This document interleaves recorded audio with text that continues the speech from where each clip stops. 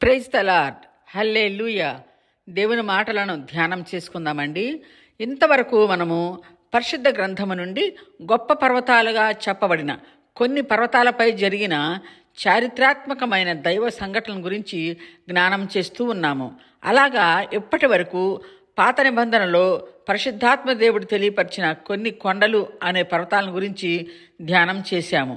అవి ఏమిటంటే పాత నిబంధనలోని అరారాతు పర్వతము, మోరియా పర్వతము, సీనాయి పర్వతము, మోయాబు పర్వతము, కర్మెల్ పర్వతము అనే ఈ కొండల గురించి తెలుసుకున్నాము. ఇప్పుడు క్రొత్త నిబంధనలో వ్రాయబడిన ఉన్న తాబోరు కొండ అనే రూపాంతరపు కొండను గురించి కూడా ధ్యానం చేశాము. చివరిగా ఒలీవ కొండను గురించి సంభాషించుకుందాము. అసలు ఈ కొండల గురించి తెలుసుకోవటం ఏమిటి అని అనుకునేవారు కూడా ఉంటారు. ఈ కొండలు అనే పర్వతాల గురించి ఎందుకు సంభాషించుకుంటున్నాము అంటే, ఈ పరిశుద్ధ పర్వతాలపై దేవునికి మానవులకు మధ్యన జరిగిన దైవిక సంభాషణలను మనమంతా తెలుసుకోవాలి కనుక వినిపించటం జరుగుతుంది.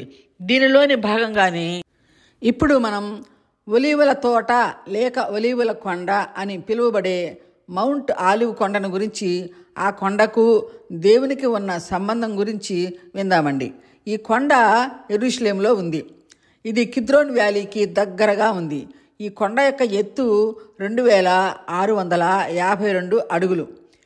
ఈ కొండకు చరిత్రాత్మకంగా ఎంతో గొప్ప చరిత్ర కలిగి ఉందండి. అదేమిటంటే, అసలు ఈ కొండ పూర్వములో యూదులకు శ్మశాన వాటికగా ఉండేది. అలాగా క్రీస్తు పూర్వం 3000 సంవత్సరాల కిందటి వరకు ఈ కొండ యూదులకు బరియల్ గ్రౌండ్గా ఉంది. ఆ విధంగానే అక్కడ 2 లక్షల సమాధులు ఒలీవల కొండపై ఉన్నాయి. కొన్ని కారణాల వలన కొన్ని తొలగించారు, ఇంకా కొన్ని ఉన్నాయి ఇప్పటికీ కూడా. అయితే క్రీస్తు పుట్టిన తరువాత ఆయన బ్రతికిన 33.5 సంవత్సరాల కాలంలో 3.5 సంవత్సరాలు ప్రభువు ఈ ఒలీవల కొండపై ఉన్న గెత్సేమనే తోటలోనే తన శిష్యులతో కలిసి ప్రార్థిస్తూ ఉండేవారు. ఆ విధంగా ప్రతిరోజు పగలు సువార్త బోధిస్తూ రాత్రులు కొండపై తండ్రికి ప్రార్థిస్తూ ఉండేవారు. ఆ విధంగానే ప్రభువు శిలువకు ముందు ఆ కొండపైనే ప్రార్థన చేసుకునేటప్పుడు ప్రభువును యూదులు బంధించి సిలువ వేయటానికి ఆ కొండ నుండి ఈడ్చుకొని వచ్చి మత పెద్దలకు అప్పగించారు. ప్రభువు సృష్టిలోని సమస్త ప్రజల నిమిత్తము శిలువయాగము చేసి ఆ శిలువపైనే మరణించి పాతి పెట్టబడి 3వ రోజున పునరుత్థానుడై లేచి 40 రోజులు ఈ భూమిపై సంచరించి శిష్యులతో తన నిమిత్తము ప్రవక్తల లేఖనాలను గురించి వారికి తెలియపరిచి ఒలీవల కొండపై నుండి అందరూ చూస్తూ ఉండగానే పరలోకమునకు వారి మధ్య నుండి ఆరోహణమయ్యారు. ఈ మాట అపొస్తలుల గ్రంథము నుండి 1వ అధ్యాయంలో 9 నుండి 11 వరకు మనం చూడగలుగుతాము. అలాగా ప్రభువు పరలోకమునకు ఆరోహణం అయిన తరువాత కొంతకాలానికి ప్రభువు నిత్యము ప్రార్థించిన ఆ ఒలీవల పర్వతం యొక్క రూపురేఖలే మారిపోయాయి.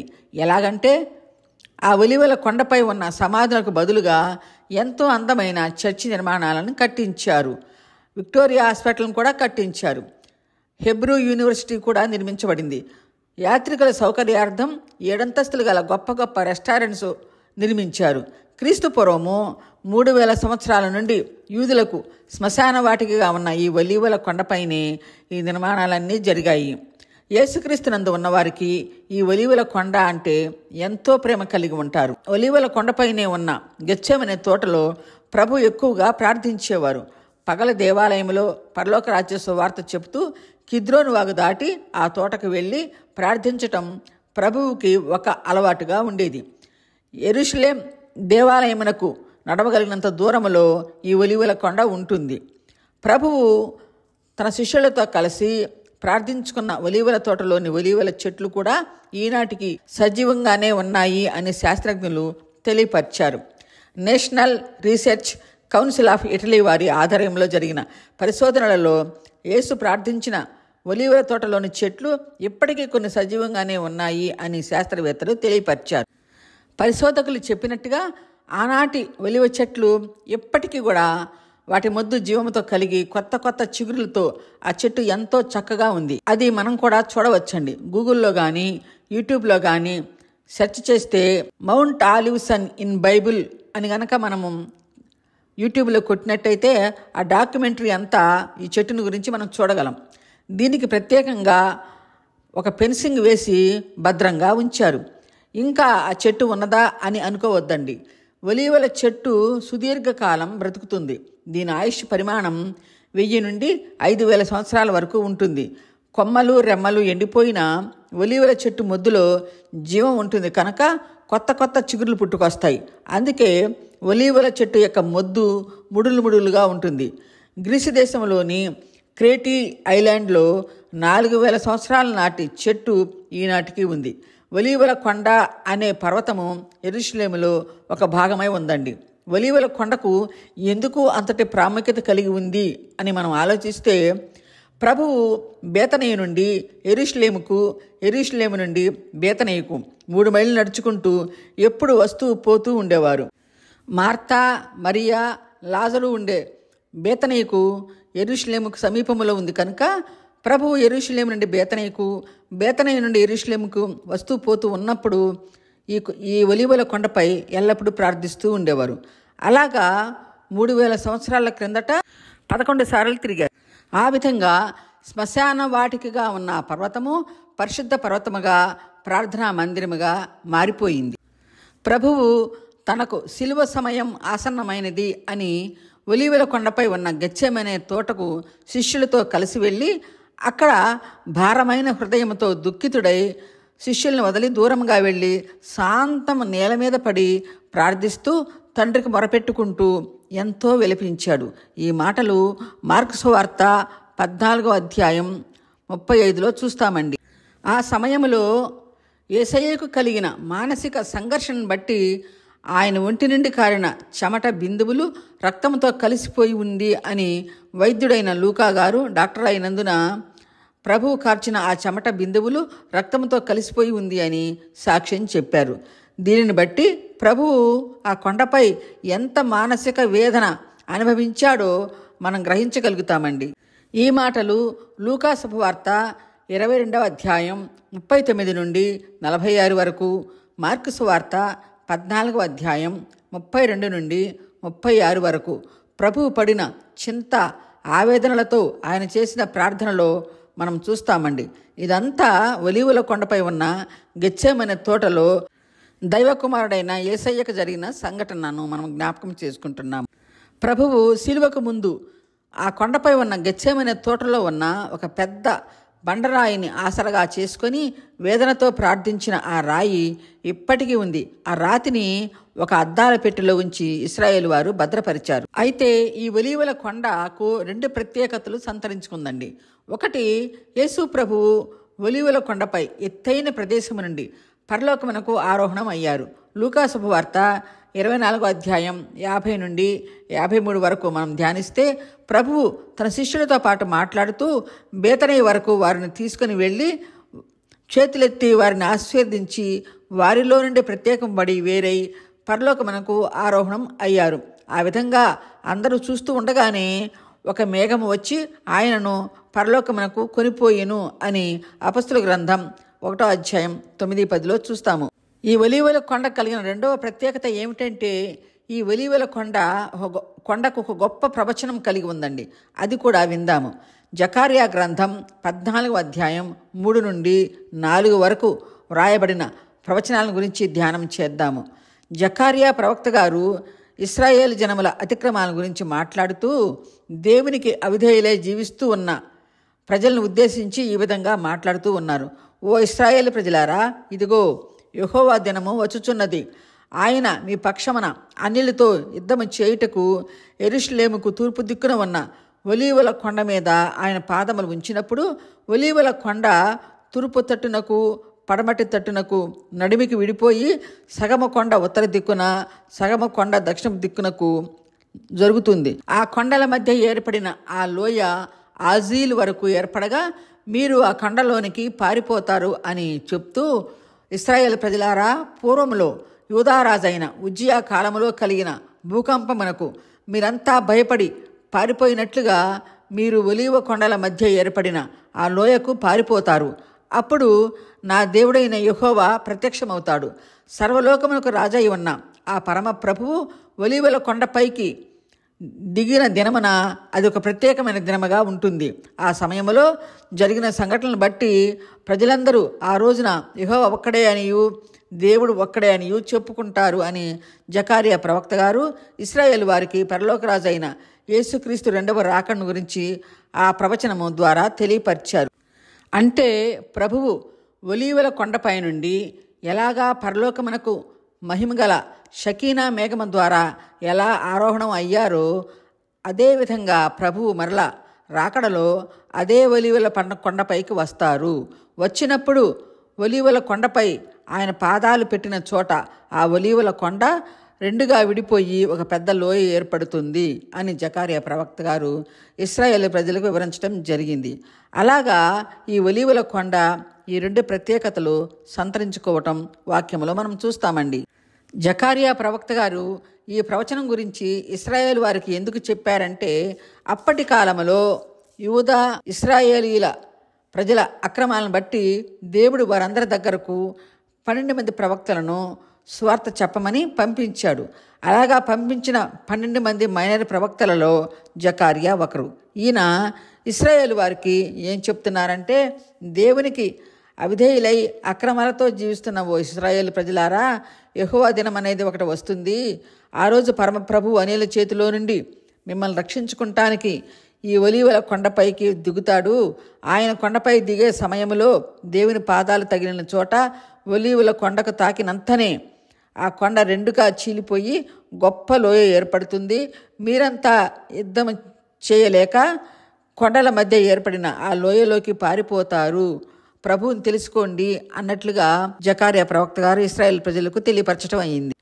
ఆ మహాదినమున యెహోవాయే దేవుడని, ఒక్క దేవుడే యెహోవా అని జనులందరూ తెలుసుకుంటారు అని జకర్యా ప్రవక్త గారు దేవుని పక్షమున ఈ మాటలు దారి తప్పిపోయిన ఆనాటి ఇశ్రాయేలు ప్రజలకు తెలియపరచడం మన వాక్యంలో చూస్తాము. ఒలీవల కొండకు యేసుక్రీస్తుకు ఎంతో ఆత్మీయ సంబంధం ఉంది.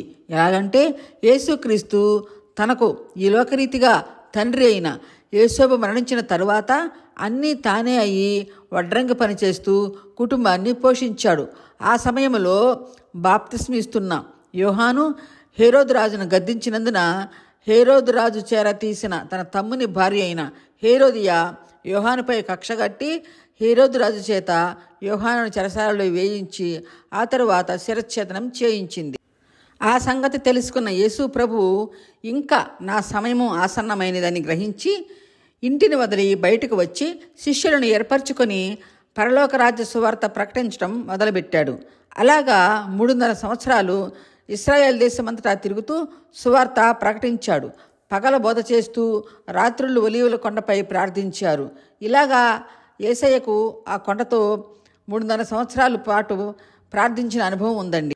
ప్రభువు ఆ 3.5 సంవత్సరాలు బోధించే కాలంలో ఇశ్రాయేల్ ప్రజలకు బోధిస్తూ, తండ్రి నేను ఒక్కటై ఉన్నాము, నేనే మార్గమును సత్యమును జీవమునై ఉన్నానని, తండ్రి నేను ఏకమై ఉన్నామని ప్రభువు బోధించినందుకు ఈయన దేవదూషణ చేయుచున్నాడు అని నేరము మోపి చంపివేయాలని చూస్తూ ఉన్నప్పుడు యేసు వారి హృదయాలోచన ఎరిగిన వాడై మేడగదిలో ఆఖరి పస్కాను భుజించి శిష్యులతో పాటు ఒలీవల కొండకు వెళ్ళి అక్కడున్న గెత్సేమనే తోటకు చేరి శిష్యులను వదిలి అల్లంత దూరమునకు వెళ్ళి మరణమగునంతగా వేదనతో నేల మీద పడి దుఃఖముతో తండ్రికి ప్రార్థించాడు. కొంతమంది ఏమంటారంటే, ఆయన ఎన్నో అద్భుత ఆశ్చర్య కార్యాలు చేశాడు కదా, ఆయనకు ఆయన రక్షించుకోలేడా, దేవుడై ఉండి శిలువ శ్రమలను భరించలేడా అని అనేక మంది అంటూ ఉంటారండి. అయితే యేసుక్రీస్తు మహిమగలవాడైన ఆయన మన పాపములకు పరిహారం చేయటానికి ఆయనకున్న ఆ మహిమను వదిలి ఒక మామూలు మానవుని స్వరూపము ధరించుకుని ఈ భూమిపై కన్యక మరియ గర్భమున జన్మించాడు.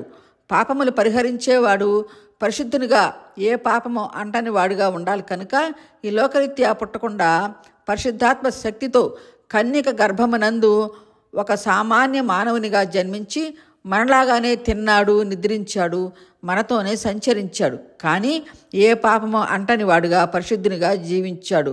అలాగా ఒక మానవునిగా పుట్టాడు కనుక ఆ కఠినమైన శిలువ శ్రమలను బట్టి అంతగా చింతాక్రాంతుడయ్యాడు.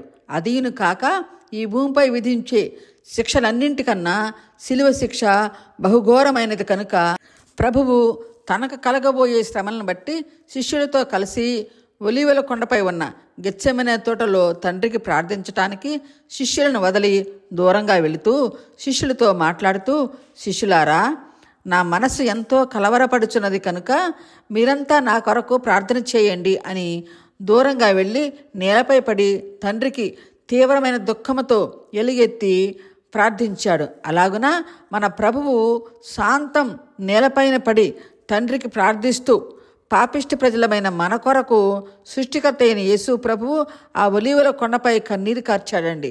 మన కొరకు కన్నీరు కార్చిన దైవకుమారుడైన ఆ ప్రభువుని విడనాడక ఆయన యందు హత్తుకుని జీవించవలసిన వారమై ఉన్నాము. అలాగా సృష్టికర్త అయిన ఆ పరమ ప్రభువు భూమిపై ఒక మామూలు మానవునిగా పుట్టి అన్ని శ్రమలతో కూడిన ఆ శిలువ శిక్షను భరిస్తేనే తప్ప మానవులకు పాప విమోచనం కలుగుదండి. కనుక ప్రభువు తన మహిమను వదిలి ఒక మనిషిలాగా శిలువ శ్రమల్ని భరించాడు. మానవులకు తాను శిలువపై కార్చిన ఆ పరిశుద్ధ రక్తము ద్వారా పాప విమోచన, మోక్ష మార్గం, పరలోక భాగ్యం కలిగించాడు. కాబట్టి ప్రభువు మన కొరకు అన్ని శ్రమలు పడవలసి వచ్చిందండి. ఆయన కనుక తన మహిమను తనపై ఉపయోగించుకుంటే మానవులకు పాప పరిహారం ఎప్పటికీ కలుగదు. అలాగా యేసు ప్రభువు తనకు కలగబోయే ఆ శ్రమలను బట్టి ఒలీవల తోటలో ఎక్కువగా ప్రార్థన చేశాడు. యేసు ప్రభు యెరూషలేములో సువార్త ప్రకటించేటప్పుడు యెరూషలేమును బట్టి, యెరూషలేం ప్రజలను బట్టి చింతాక్రాంతుడై, యెరూషలేమా, యెరూషలేమా, నీ దగ్గరికి పంపించిన ప్రవక్తలను రాళ్లతో కొట్టి చంపుచున్నదానా? యెరూషలేమా, కోడి తన పిల్లలను రెక్కల క్రింద ఎలాగ చేర్చుకుంటుందో అలాగే నేను కూడా నీ పిల్లలను చేర్చుకోవాలని ఎన్నో మార్లు చూశాను, కానీ మీరు విననల్లని వారైతిరి.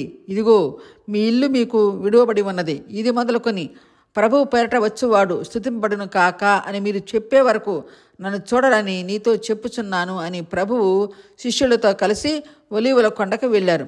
ఆ సమయంలో ప్రభువు ఒకసారి ఒలీవల కొండ నుండి దిగి శిష్యులతో చెప్తూ, శిష్యులారా, ఫలానా చోట ఒక గాడిద కట్టబడి ఉంటుంది, దానిని మీరు తోలుకొని రండి అని చెప్పినప్పుడు శిష్యులు ప్రభువు చెప్పిన విధంగా బేత్పేగే అనే గ్రామంలో కట్టబడి ఉన్న గాడిదని విప్పి తోలుకొని వచ్చి ప్రభువుని దానిపై ఎక్కించి ఖర్జూరపు మట్టలతో స్తోత్రగానం చేశారు.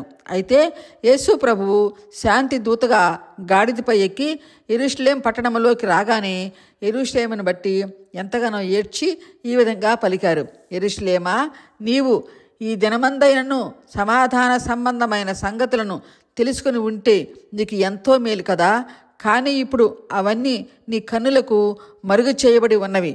ప్రభువు నిన్ను దర్శించిన కాలము నువ్వు ఎరుగక ఉంటివి కనుక నీ శత్రువులు నీ చుట్టూ గట్టు కట్టి ముట్టడి వేసి అన్ని ప్రక్కలను నిన్ను అరికట్టి నిన్నును నీలోని పిల్లలను కూడా నేల కలిపి ఉండనీయని దినములు యెరూషలేముకు వస్తాయని దుఃఖముతో చెప్పాడు.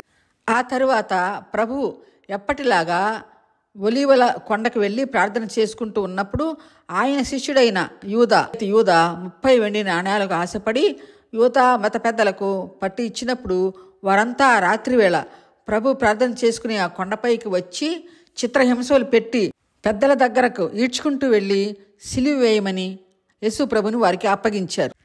ఇన్ని దైవిక సంభాషణలు, సంఘటనలు ఒలీవల కొండపైనే జరిగాయండి. రెండవ రాకడలో కూడా ఆ కొండపైకే వస్తారు. ఎలాగా ఆరోహణం అయ్యారో అలాగే మరలా ఆ కొండపైకే దిగి వస్తారు అని దేవదూతలు, జకర్యా ప్రవక్త గారు తెలియపరిచారు. ఇంతటి చరిత్ర కలిగి ఉన్నది ఈ ఒలీవల కొండ. ప్రభు ప్రార్థించిన కొండ నేల మీద పడి దుఃఖాక్రాంతుడై ప్రార్థించిన స్థలమును ఎంతో భద్రపరిచారు. ప్రపంచవ్యాప్తంగా అక్కడికి వచ్చే పర్యాటకులందరూ అక్కడ కట్టబడిన చర్చిలో ప్రార్థించుకుని వెళుతూ ఉంటారు. ఇంతటి చరిత్రాత్మకమైన దైవిక సంభాషణలు జరిగిన పరమ పవిత్రమైన కొండ ఒలీవల కొండ. ఆ ఒలీవల కొండపై ప్రభువు కార్చిన చెమట బిందువులు రక్తంగా మారాయి. పరిశుద్ధుడైన ప్రభువు కార్చిన ఆ రక్త బిందువులు పడిన ఆ ఒలీవల కొండ ఎంతో పవిత్రమైనది. ఈ సృష్టి ఉన్నంత కాలంలో కూడా ప్రభువు ఒలీవల కొండపై సమస్త మానవుల శాశ్వత పాప శాప విమోచన కొరకు ప్రభువు తండ్రికి ప్రార్థిస్తూ కార్చిన ఆ రక్తపు బిందువుల గురించి ఈ సృష్టి ఉన్నంతకాలం చెప్పుకుంటూనే ఉంటారండి. ఇంతవరకు మనం వినిన ఈ మాటలను బట్టి మన కొరకు యేసయ్య ఎన్నో శ్రమలు పడ్డాడు. ఆ శ్రమల ద్వారానే మనలందరినీ తండ్రి చెంతకు చేర్చాలని ఎంతగానో ప్రార్థించిన ప్రేమామయుడు మన ప్రభు అయిన యేసయ్య. దేవుడు తాను సృష్టించుకున్న మానవులు ఎంతటి పాపాత్ములైనా సరే ఆ ప్రభువు మనల్ని ఎంతగానో ప్రేమించాడు. ఆయన ఎంతగా ప్రేమించాడు అంటే అది కొలతలేని ప్రేమతో, సరిహద్దులు లేని ప్రేమతో మనల్ని ప్రేమించి తాను చేసిన శిలువ యాగము ద్వారా తాను సృష్టించుకున్న మానవులను నరకము నుంచి తప్పించి పరమనకు చేర్చిన మహనీయుడు మన పరమ ప్రభువు. ఆయన ప్రేమ కొలతలేనిది అని ఎందుకు చెప్పుకుంటున్నాము అంటే దేవుడు పూర్వములో ఈ సృష్టి అంతటిని తన నోటి మాట ద్వారా కలిగించాడు. కానీ నరుని మాత్రం ఎంతో ప్రేమతో తన స్వరూపములో నేల మంటితో నిర్మించుకొని నాసికారంధ్రములో తన జీవాత్మను ఊదినప్పుడు నరుడు జీవించేవాడుగా అయ్యాడు. అలాగా ఆ తండ్రి ఆత్మనే దీపమును కూడా మనకు అనుగ్రహించాడు. నరుని ఆత్మ దేవుడు పెట్టిన దీపము అని సామెతలలో వ్రాయబడి ఉంది. ఆ విధంగానే దేవుడు నేల మంటితో ఆదామును తన స్వరూపంలో నిర్మించుకొని నేను సృష్టించిన ఈ సృష్టి అంతటికి ఏలమని చెప్పాడు. మరలా కూడా ఆదాము కొరకు సాటి అయిన సహాయంగా ఒక భార్యను కూడా ఇచ్చి మీరు ఫలించి వృద్ధి పొందండి, భూమి అంతా నింపండి అని చెప్పాడు. దేవుడు అంతగా ప్రేమించిన పూర్వపు మానవులు దేవుని ప్రేమను కాదని సాతాను చూపిన ఈ లోకాశలకు లోబడి దేవుని ప్రేమకు దూరం అయ్యారు. అయినా దేవుడు మానవులను విడనాడలేదండి.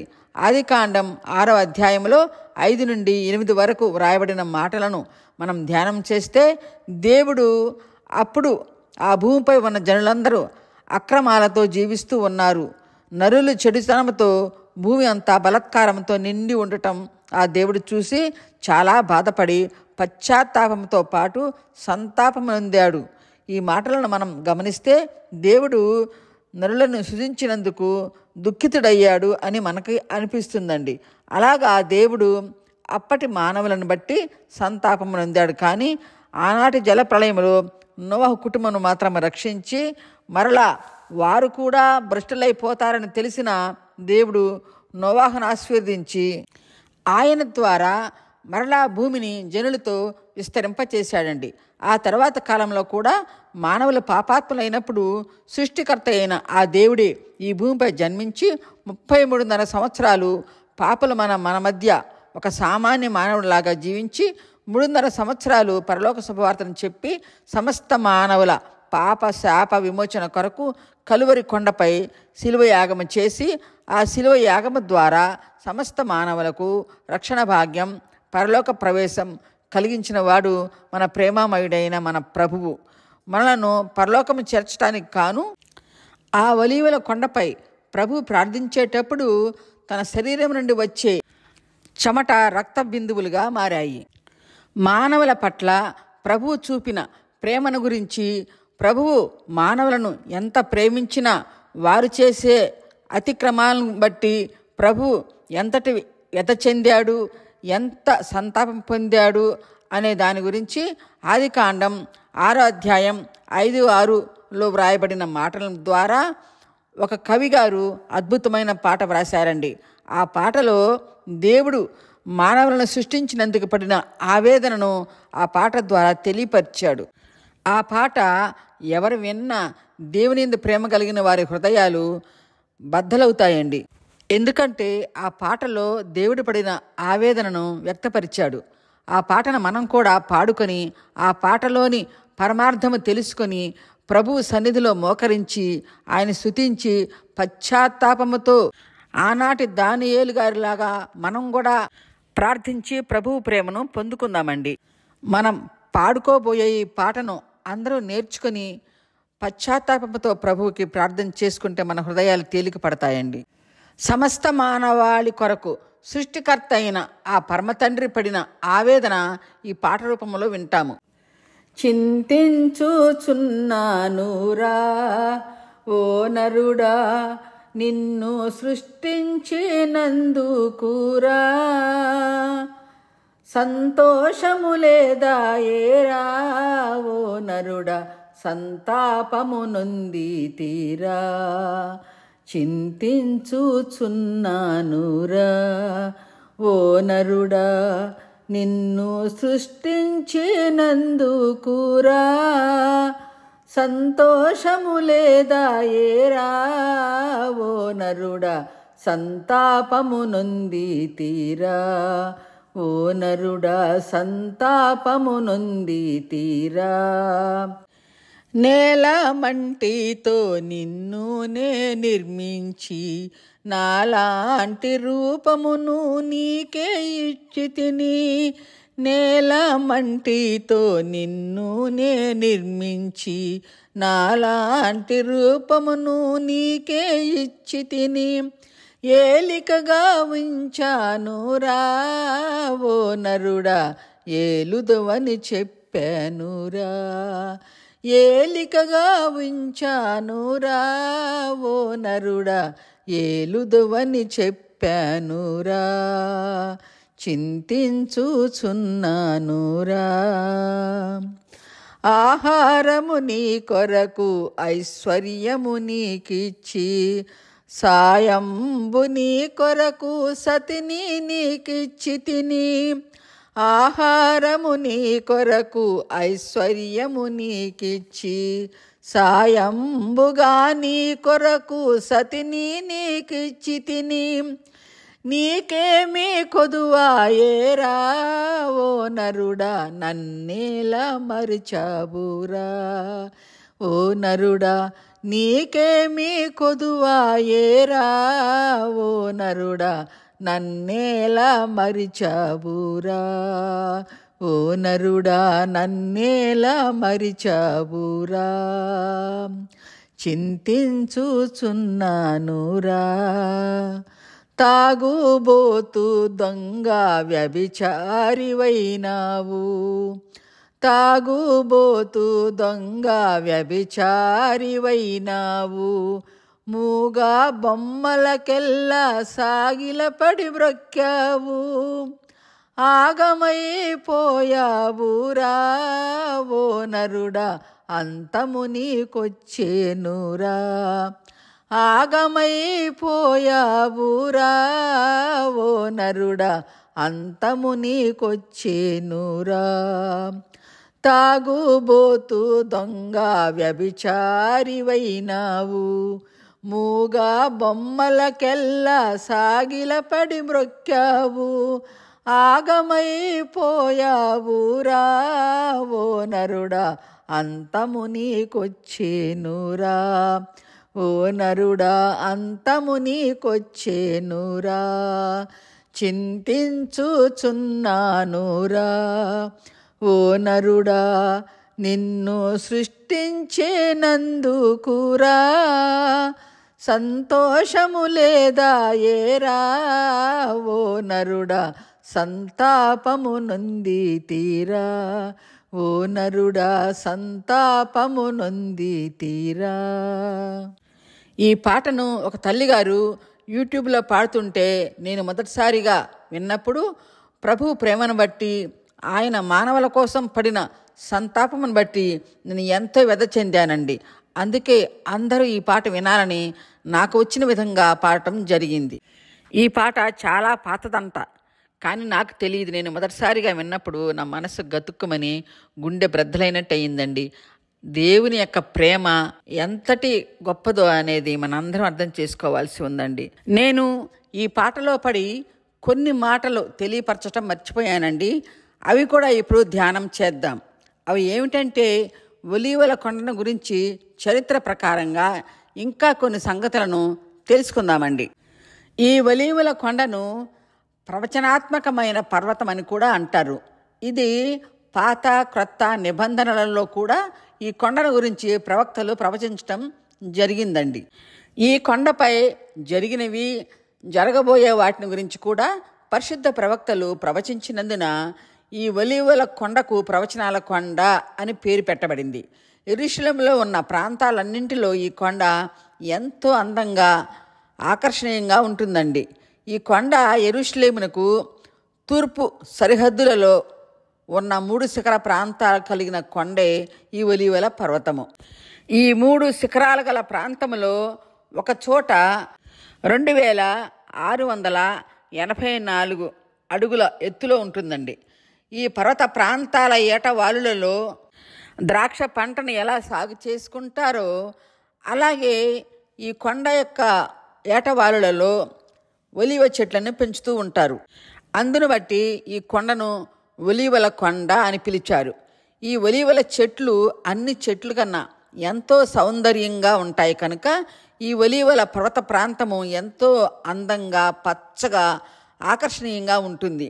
ఇది ఒక విధంగా యెరూషలేమునకు ఎంతో తలమానికమైన పర్వతము అని చెప్తారండి. ఆలివ్ నూనె అభిషేకమునకు సాదృశ్యంగా ఉంది కనుక ఈ పర్వతాన్ని మౌంట్ ఆలివ్స్ అని అభిషేక పర్వతమని కూడా అంటారు. అందును బట్టి క్రీస్తుకు పూర్వములో ఉన్న యూదులు ఎప్పట్లో ఉన్న క్రిస్టియన్స్ కూడా వారి వారి మరణానంతరము ఈ అభిషేక పర్వతముగా చెప్పబడిన ఈ ఒలీవల కొండపై సమాధి చేయించుకోవటానికి ఎంతో ఇష్టపడుతూ ఉంటారు. ఆ విధంగానే ఆ కొండల లోయలలో కొన్ని లక్షల సమాధులు ఉన్నాయి. అలాగా ఈ కొండను ప్రవచనాల కొండని, అభిషేకము కలిగిన కొండని చెప్పబడే ఈ ఒలీవల కొండపై క్రీస్తు పూర్వము క్రీస్తు శకము ఒక 2 గొప్ప సంఘటనలు జరిగాయండి. క్రీస్తుకు పూర్వము దావీదు తన కుమారుడైన అబ్షాలోము తిరుగుబాటును చేసినప్పుడు దావీదు రాజు భయపడి త్వరగా యెరూషలేము నుండి కిద్రోను వాగు దాటి ఒలీవల కొండకు చేరుకున్నాడు. అలాగా దావీదు తన కుమారుడైన అబ్షాలోము తనపై చేసిన తిరుగుబాటును బట్టి ఆశ్చర్యపడి ఆందోళనతో కాళ్ళకు చెప్పులు లేకుండా తలపై వస్త్రము కప్పుకొని దేవుడిని తలంచుకుంటూ ఏడ్చుకుంటూ ఒలీవల కొండపైకి చేరాడు. ఈ మాటలు 2 సమూయేలు గ్రంథం 15వ అధ్యాయం 30లో చూస్తాము. ఈ సంఘటన క్రీస్తు పూర్వం 1000 సంవత్సరాల కాలంలో జరిగింది. 2 సమూయేలు గ్రంథం 15:31లో మనం చూసినట్లయితే దావీదు ఆ కొండపైన కూర్చొని తనకు కలిగిన ఈ విపత్తును గురించి చింతిస్తూ ప్రార్థించాడు. అంతేకాకుండా దావీదు విరిగి నలిగిన మనసు కలవాడై తన జీవితంలో చేసిన తప్పులన్నింటిని కూడా జ్ఞాపకం చేసుకుని పశ్చాత్తాపముతో పరమ తండ్రికి ప్రార్థించాడు. ఆ తరువాత ప్రభు ఉన్న కాలంలో ఆ కొండపైనే సువార్త ప్రకటిస్తూ ప్రభు ఎల్లప్పుడూ ప్రార్థించుకునేవారు. ఆ కొండపై ఉన్నప్పుడే ఇస్కరియోతు యూదా ద్వారా మత పెద్దలందరూ కూడా ప్రభువుని బందీగా పట్టుకొని ఆ కొండపై నుంచి ఈడ్చుకుంటూ కిందకి తీసుకుని వచ్చారు. ప్రభువుకు సిలువ వేయబోయే ముందు ఆ సిలువ శ్రమలకు గుర్తుకు వచ్చి మహారోదనముతో ఆ కొండపైనే తండ్రికి ప్రార్థించాడు. దావీదు రాజు యెరూషలేములో తన కుమారుని ద్వారా ఎలా తిరస్కరింపబడ్డాడో అలాగే యేసయ్య కూడా యెరూషలేము నుండి యూదా మత పెద్దల ద్వారా తిరస్కరింపబడ్డాడు. దావీదు తనకు వచ్చిన విపత్తును బట్టి తను చేసిన పాపములను బట్టి ఆ ఒలీవల కొండపై ఎలాగా దుఃఖిస్తూ ప్రార్థించాడో అలాగనే ఏ పాపము లేని ప్రభువు మనందరికీ పాప విమోచన కలిగించడానికి కాను తాను పొందబోయే శిలువ శ్రమలను పట్టి ఆ కొండపైనే రోదిస్తూ ప్రార్థించాడు. ప్రభువు పునరుత్థానుడైన తరువాత ఆ కొండపై నుండే అందరూ చూస్తూ ఉండగా పరమన ఉన్న తన తండ్రి చెంతకు షకీనా మేఘం ద్వారా పరమనకు ఆరోహణం అయ్యారు. అంతేకాకుండా దేవదూతలు చెప్పిన విధంగా కాలం సంపూర్ణమైనప్పుడు అదే విధంగా పరమ నుండి అదే కొండపై దిగి వస్తాడని ప్రవక్తలు దూతలు చెప్పటం అపొస్తలుల గ్రంథం 1:11లో మనం చూస్తాము. అలాగా ఒలీవల కొండ ప్రభు ప్రార్థనా జీవితానికి సువార్త బోధనలకు ఆయన తన దైనందిన జీవన విధానానికి ఈ కొండ కేంద్ర బిందువుగా ఉందండి. ఆ విధంగా ఈ ఒలీవల కొండ ప్రవక్తల ప్రవచనాల నెరవేర్పులకు నిలయంగా ఉంది. ప్రభువును గురించి ప్రవక్తలు రాసిన ప్రవచనాలు కూడా ఆ కొండపైనే నెరవేర్చబడతాయని వాక్యములో చూస్తాము. ఆ విధంగానే జకారియా ప్రవక్త గారు 9:9లో ఉన్న ప్రవచనము నెరవేర్చడం చూస్తాము. ప్రభువు ఒలీవల కొండపై ప్రార్థించుకొని కొండ దిగి శిష్యులు తెచ్చిన గాడిదపైకి ఎక్కి యెరూషలేమునకు జయప్రవేశం చేయటం ద్వారా జకారియా గారు రాసిన 9వ అధ్యాయం 9లో ఉన్న ప్రవచనమును నెరవేర్చటం చూస్తామండి. ఇశ్రాయేల్ దేశానికి తలమానికంగా ఉన్న ఈ యొక్క ఒలీవల కొండను గురించి ఎంత చెప్పినా తక్కువేనండి. ఈ కొండ యెరూషలేముకు ఎంతో ఖ్యాతి కలిగి ఉంది. ఎందుకంటే సాక్షాత్తు సృష్టికర్త అయిన ఆ ప్రభువు ప్రార్థించిన ఆ పర్వతము యెరూషలేముకు అంతటి ఖ్యాతి తెచ్చిపెట్టిందండి. దేశవ్యాప్తంగా వచ్చే యాత్రికులు కేవలం ఒలీవల కొండను దర్శించడానికే ఎక్కువగా మక్కువ కలిగి ఉంటారు. వారంతా అక్కడికి వచ్చి అక్కడ ప్రార్థనలు చేసుకొని ఆత్మానందంతో తిరిగి వెళుతూ ఉంటారు. ఆ ఒలీవల కొండకు దర్శించటానికి మరలా యెరూషలేము యాత్రకు వస్తూ ఉంటారు. ఈ మాటలను విన్నవారిని ఆ పరమ ప్రభువు ఆశీర్వదించి దీవించాలని వేడుకుంటున్నానండి. హల్లెలూయా, ఆమేన్. పరిశుద్ధ గ్రంథములో ఎన్నో కొండలు ఉన్నాయండి. కానీ మనం చెప్పుకున్న అరారాతు, సీనాయి కొండ, మోయాబు, మోరియా, తాబోరు అనే రూపాంతరపు కొండ, ఒలీవల కొండల గురించి మాత్రమే మనం ధ్యానం చేశామండి. ఎందుకంటే ఈ కొండలపైన దేవునికి మానవులకు మధ్యన జరిగిన సంభాషణ గురించి విన్నాము. తర్వాత భాగంగా ప్రవక్తల గురించి మనం ధ్యానం చేద్దామండి. దానికన్నా ముందుగా అసలు ప్రవక్తలంటే ఎవరు అనే దాని గురించి తెలుసుకొని ఆ తర్వాత ఒక్కొక్క ప్రవక్తల గురించి ధ్యానం చేద్దాం. కర్మేల్ పర్వతమును గురించి కూడా మనం ధ్యానం చేశామండి.